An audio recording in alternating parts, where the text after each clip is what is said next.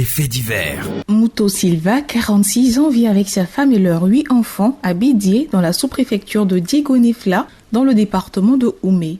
Le samedi 16 octobre 2022, jour des faits, Muto Silva s'entretenait avec sa deuxième fille de 22 ans au salon, lorsque son petit dernier de 3 ans s'approche et fait savoir à son père qu'il a sommeil.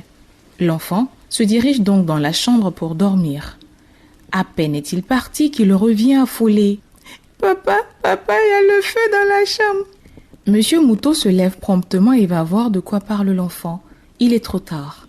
La fumée est telle qu'il lui est impossible de pénétrer dans la pièce. Le monsieur ressort appeler son épouse assise dans la cuisine située à 50 mètres de la villa. Cette dernière, en voyant la fumée et les flammes dans la maison, se met à pleurer en se roulant au sol.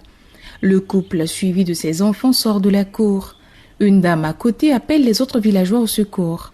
La légendaire solidarité ivoirienne activée, tous sortent et chacun essaie comme il peut d'éteindre le feu. Un jeune charpentier, muni de son échelle, choisit de décoiffer la maison pour que la fumée s'échappe. Une fumée noire du fait des matelas et autres lits. Selon nos sources, la veille des faits, M. Muto a vendu du cacao à hauteur de 250 000 francs CFA. Sa femme avait également dans sa chambre 53 000 francs CFA. Tout est parti en fumée. Vêtements, meubles, argent en espèces, fournitures scolaires, tout est parti en fumée.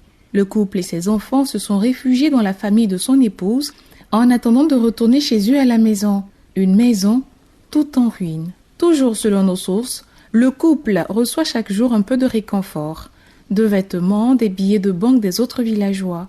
À la question de savoir ce qui a déclenché l'incendie, ce serait un court-circuit. Ça se passe ici. Les faits divers.